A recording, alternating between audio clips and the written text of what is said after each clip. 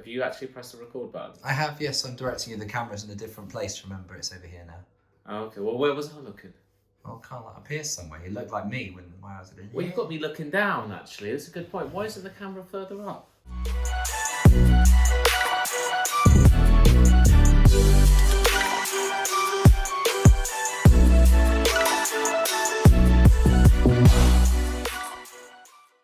Let's go. What is up, YouTube? It's James from Robin Henry Watches. Apologies for the tardiness of our video. I don't know what day this is going to come out, but this is actually irrelevant because you're watching it now.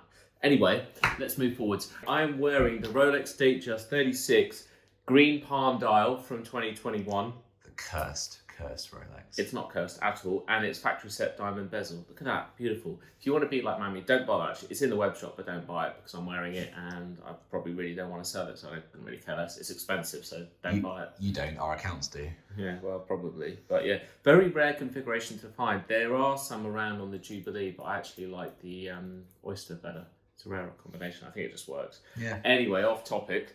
Actually, I don't know. Rolex is pretty on topic.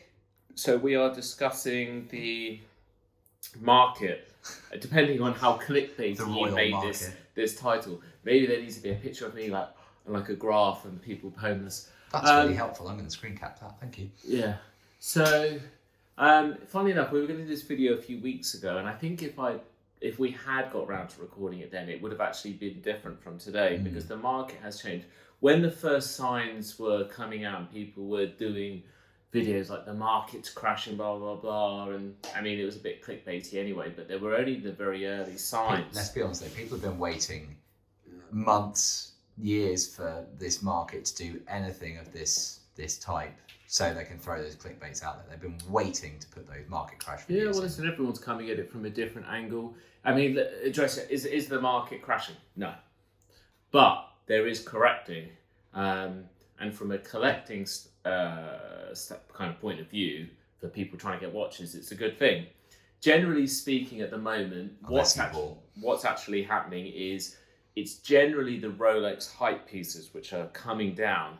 Now, they're not coming down to retail or anywhere close, so you can't get overly excited, but for example, you've got white-faced ceramic Daytonas that were peaking at, say, 45k. They're coming down to about 36 right now. Mm-hmm. You've got Rolex root beers are down from about 25 to 21, 22. You've got the Pepsis, which are trading around 20k when they were about 24, 25. There's probably other examples like Olive Day Dates, the Paul Newman Daytonas, or Paul Newman Daytonas. What's his name? What they call the John Mayer one, the green dial. You know, those sort of pieces. And there's probably like Nautilus. And I don't really stray into the Patek and AP market, so I'm not even going to talk about that because it's just not an area that I deal in. But I haven't, and I'm sure it's affected some other brands, but really the only thing that I've seen it affect so far is the Rolex kind of real hype pieces. Yeah. What has been the effect? Are dealers still buying? Yes and no. I mean, far less comfortable about it. Any good dealer, you got to keep buying, otherwise you die. You haven't got a business. If you're not buying and selling, you got no business. I guess where some of the experienced dealers that have been out there a long time, I've seen it looks a little bit bitter actually, but it looks like they've been like reveling in this a little bit. They're like, that will teach all the recent flippers. And I think what the people which they're aiming at, the people that have kind of come onto this in the last 1-2 years, that all they do is flip Rolex hype pieces. Mm-hmm. That's not my business model, so it hasn't affected me. Although I am a new dealer, my business has only been trading, since last year.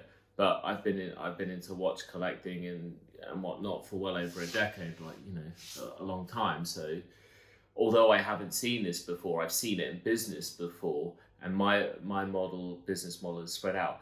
I don't do lots of Rolex hype pieces, or I'd actually say I don't do very many. If anything, you actively avoid unless there's a reason. I don't touch Daytonas really. I'm not into all of the hype pieces anyway, so it doesn't. And obviously, my business model is Rolex, Amiga, Cartier, and if anything else particularly takes my fancy.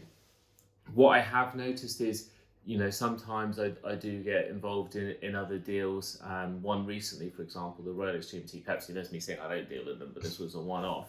Yeah, I'll be honest, it was hard to move on, and I guess a lot of this is people don't want to get caught holding the bag right now. Like, Exactly. like everyone, because the yesterday's price is not today's price, but not in the way that we were talking about a few months ago. Potato. It's going down on those pieces, and yes, some of the guys which don't have the money to pay. And listen, I'm not saying that I do, because this is a very expensive business to be in. But I've spoken to some dealers in this past week. They've had to take losses of $2-3 grand on some bits, and they're taking 10 grand losses on their bigger high representing 30-40% of the price, isn't they were buying at February, early March prices. Now they got stuck with this stuff and they can't sell it. People are still buying for sure. I mean, what month are we? We May? We are May. Yeah. So April. I mean, it's basically June, but April was very good for us. May was very good for us. Obviously, my market, I only sell in Guernsey and Jersey, so I'm kind of like the Channel Islands part of the UK. Well, it's not part of the UK, but I'm in between the UK and Europe. Yeah. People are still buying over here, but like I said, because I'm not selling these hype pieces, it's not my area. I haven't been affected, but certainly I would say people are more price conscious. You certainly see it as you talk to people. You see it more from a third person, I think. Mm-hmm. You're less clouded by the frustration and the bitterness of having the problem. You can see it. And I think it's because some of these pieces, they've just risen up. Like, Blueface Sky Dwellers going for over 30 grand. The Whiteface Daytona thing, 45 grand. They're not worth that. No. So a correction is good. Well, yeah. Be that person who bought it at 45. The only right people now. which are hurting are obviously dealers that were bought at those prices and they're still holding. They're having to take losses. But maybe they are seeing a slowdown in sales, because I've certainly seen that, because I think it was last week I was like, oh my God, what are all these guys doing? They're all killing the market themselves, because they're like, they've got all these watches and they're discount. Yeah. If you want to save the market, stop talking about it. And also stop discounting your product. But it doesn't affect me one way or another, but more importantly, it's good for watch collectors, because it will make stuff more obtainable. Well, that's what we've been waiting for ages now. It's 36 grand for a steel Daytona modern one obtainable. Not really, no, in my opinion, but I think it's good for the market to correct a bit. I haven't seen it affect other brands. It hasn't gone. Vintage is still very stable, and it has been throughout this period. So although, like the last few years, modern new pieces have gone, vintage has just been a gentle increase. And it's steady. So, that's certainly a safe place to play if you know about and you have the knowledge. Or I'm talking about more probably from a dealing point of view, but in terms of a collecting point of view, it's still as it always was. Why is the market like this? I think it's pretty obvious at this point. Obviously, China's shut down. They represent about 21% of the market buying new luxury timepieces, China, Hong Kong. So with all of the distribution not going that way, they're pushing it the other way into Europe, the UK, the US. So there's more watches available for collectors here. Hence, the demand is obviously still there, but it's softened a bit because people are getting watches at the ADs. Yeah. So they don't need to go on the grey market. I would presume as well, most of the luxury houses aren't supplying Russia because they've been naughty. So I think I was saying this earlier. It's a sad state of affairs, but people will forget about that very quickly. The people will come out of the woodwork and be like, "It's not the Russian people's fault that such and such has happened." So they'll start putting consumer products back into Russia very quickly, I think. Yeah, I mean, probably in time. That is what it is. You've obviously got the Ukraine conflict as well. Obviously, the effect on the stock market is not good. Although I don't think the watch market follows that. It's just another factor. Yeah, it's an indicator, isn't it? For me, the main thing I think is the supply that stopped going into China. And that's why there's more watches coming up. So I guess what there is, do you buy in a dip or is it going to keep going down? No one knows, obviously, but I do think that when that all reopens, I do think that obviously, the supply will be restricted. I think the luxury manufacturers, they're going to pump all their watches out that way, out to Asia. Will go exactly as it used to be. And then the supply will dry up. But who knows? And the other thing that controls the prices is, what people are buying and selling them for. one of the things I get people's frustration with grey dealers, they're doing all this. And someone asked me the other day, they're like, I was having a conversation with my partner, and we were trying to guess like how much you make on watches. I was like, well, you tell me. They were like asking me on this one. They were like, well, my partner thinks that you probably paid about 10 grand for it, and you're selling it for 18. And I was like, I wish. I was like, no, the person that made the money on this was the person that bought it out of the dealership and sold it, to a wholesaler, and then I bought it, off them. Or quite often, like I did a deal with someone today. They made £10,000. I made 1,000, and of my £1,000, I have to give up 31% to income tax. I then have my overheads, you being my biggest, well, that's like 40%, isn't it? And then I have all my other overheads of running a business. So the reality of whatever margin, let's say if I make £1,000, I take home about £500.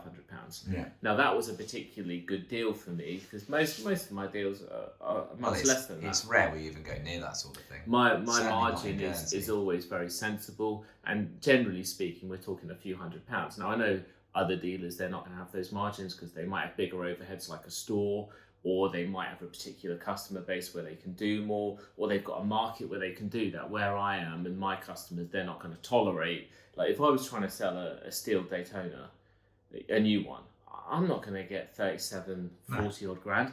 I don't even know if I get 30. You've got to play on the global circuit for that. Exactly. So, yeah, all interesting points to consider. So, I don't know, if I was advising someone to buy it, if they were like, okay, I've got to have a white face steel Daytona or whatever, I'd be like, wait a couple of months.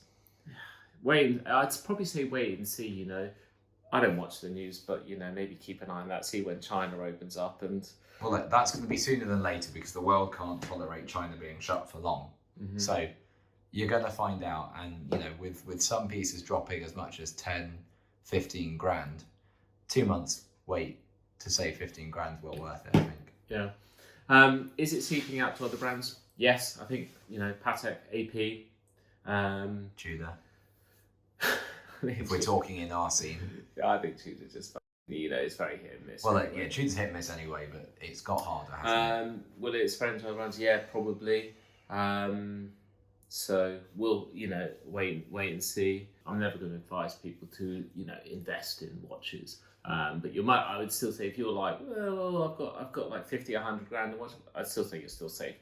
I definitely think the way that certainly we're in the area of the world that we live in, we're certainly heading for a recession because inflation is going nuts. Governments don't know how to control that very well. So I do feel that there will be a recession in brand. Will it affect luxury watches? It could have a little knock-on effect at first, but I don't think... There's a very good possibility that when China does reopen, it could do the opposite and not just reinflate, but overinflate. Yeah, I think that's a good possibility. The climb we've seen once, it'll just go to an even greater height. So I think the days of ever thinking you're going to walk into an AD and pick up a Daytona, a GMT, a Submariner...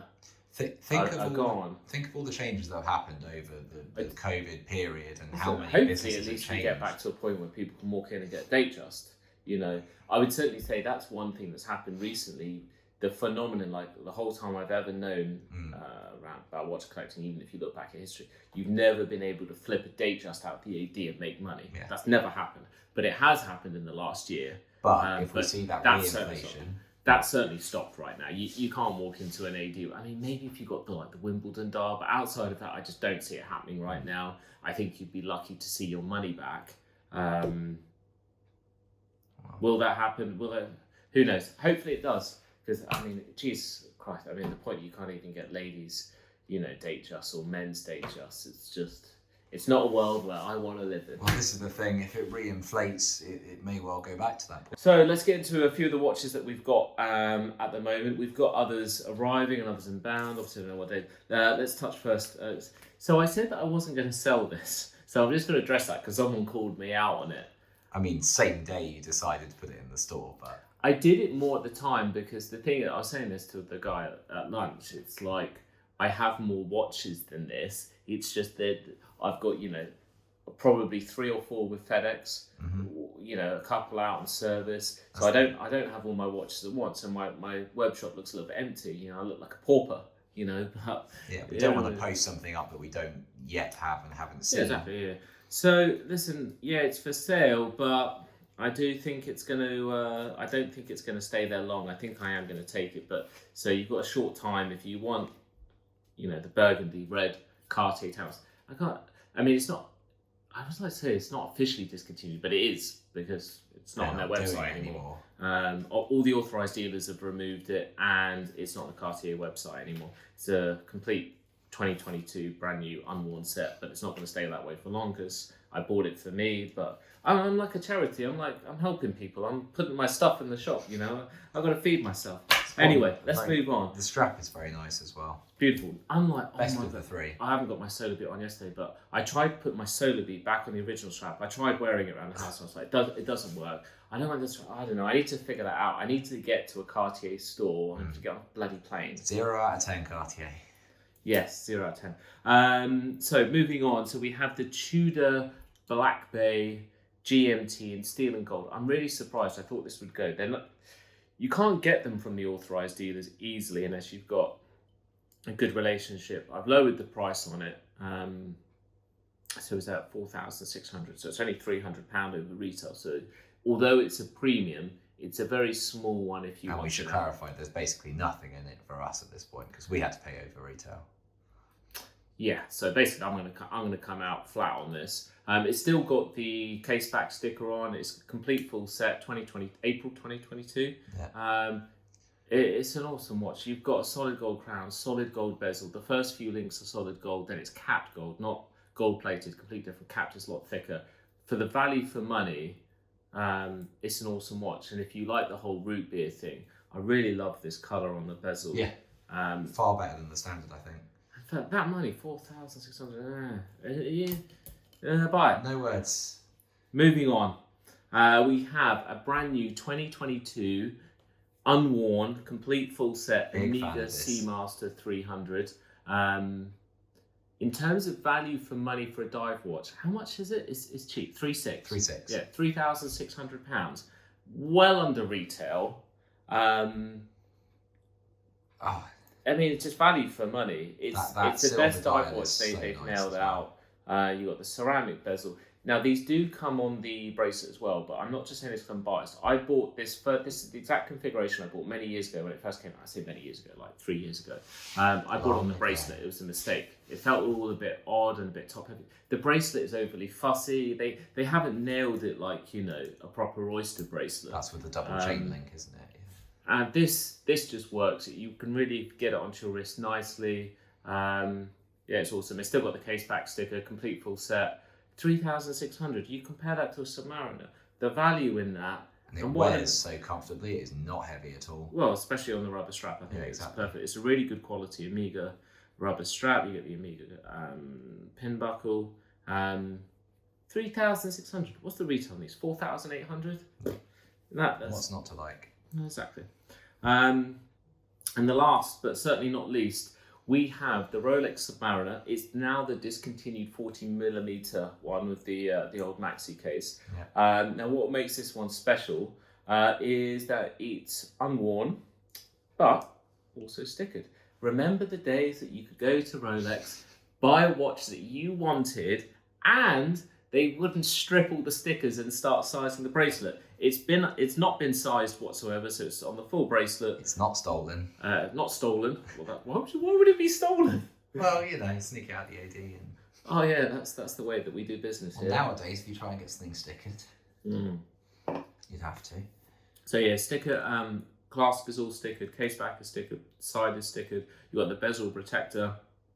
It's from 2015, but it's unworn. It's a full set. If you're looking for a cheap buy safe queen. Yeah, I mean, well, this would suit. Well, yes, this is one of the only times you'd probably say buy it as an I word. Yeah, I don't want to say the I word, but I think it would be that. It's candidate. Now at £12,000, yes, it's over retail. Yes, there's a premium involved here. But also, if you don't want the 41mm one, or if you want a watch from Rolex, which they're never going to make. I mean, listen, they sold a lot of these. They're not rare. Jesus, we're thinking of buying it as an I word. Yeah, I mean, stick it away, see what happens, but or just buy yourself a new Rolex Submariner. It's cheaper than let's say if you were to buy on the aftermarket, a 2022 no date. It's same comparable. price, but I think it's a little bit cheaper. Be in the But if you 11s. want the 40mm case, and the thing which I don't like about the new Submariners is the clasp on the new one. This is obviously the discontinued one. It's longer and it feels weird on the wrist. My friend's got one and I've got his, and he was the one that pointed it out. And when he pointed it out, I was like, oh, yeah, now I've seen it. But anyway, 12. It's I think it's a really fair value for what you're getting. Find another one of these that's new I'd and wager slick. there isn't one out there right now. There might be, but it would not that price. I'd be confident to say that without Oh, looking it up. absolutely, yeah. There are some other bits. Is there anything else in the shop? There isn't a Solar Beat. You missed it. Oh yeah, the Solar Beat sold. It's gone. Gone.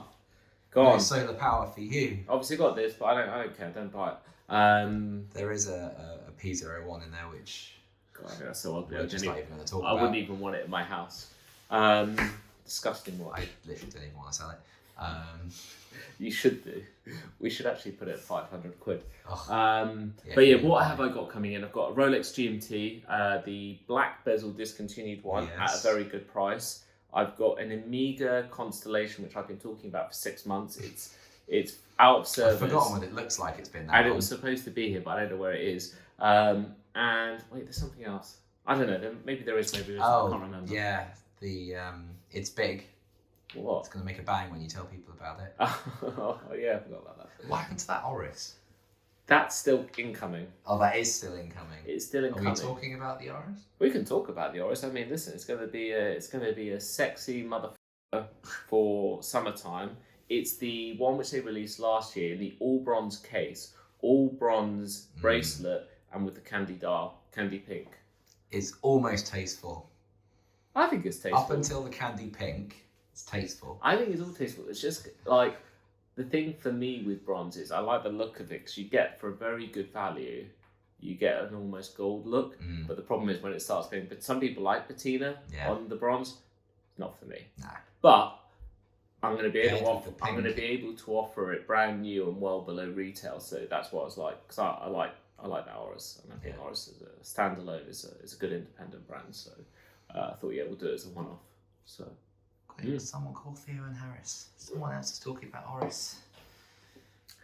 I'm their brand partner. They can start halving their brand partnerships. I have no brand partners. Yet. Come on, Jeebus NATO Straps, it's coming. Nah, mate, they're straight out ghosts. Totally ignored us. Yeah, well. Anyway, I think that's it. Yeah. So, yeah, no need to jump off the top of the building. You're not going bankrupt. There's no crazy market crash. It's just softened. And for me, I think it's a good thing. So.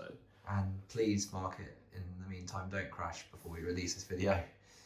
Yeah, well, listen, we can do another video. We need this to be current. Cool. We out.